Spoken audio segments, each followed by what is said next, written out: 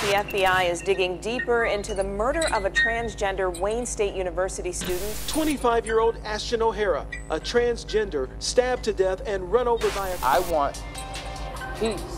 That's it. You know, I want to live as me, and this is me. I'm trans.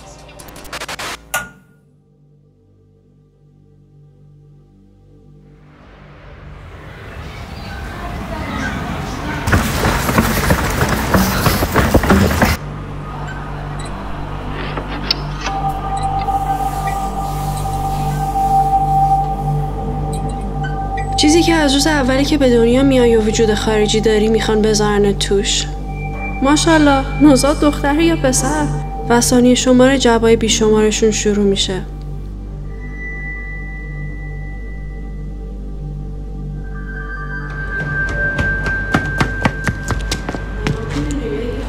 زشت دختر بالام بخنده، پسر که گریه نمیکنه و اگه توی جبهاشون هم جا نشی نمیفهمنت.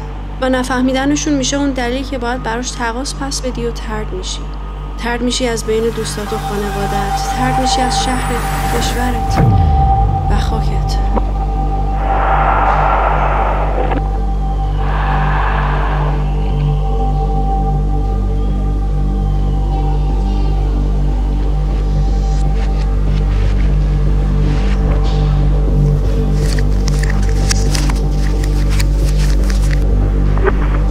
میشی اون طرد شده‌ای که ننگ اجتماع توی کوله بار بزرگی و پشتش میکشه. کوله باری که پر از غم و رنجه.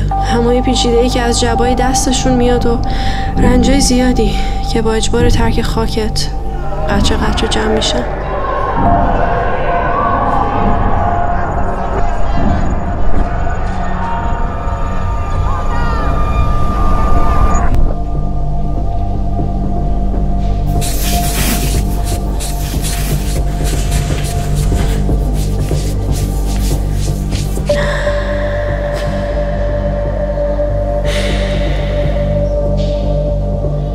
وقتی که میرسی اونور معنی واقعی تنهایی رو میفهمی.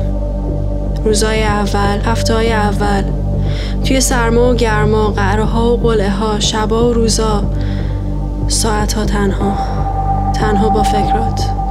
فکرایی که خیلی وقتا بهت دروغ میگن، همون فکرایی که باید عوض شن و ریختشن دور و یه قایق رو میبینی که یه نفر توشه.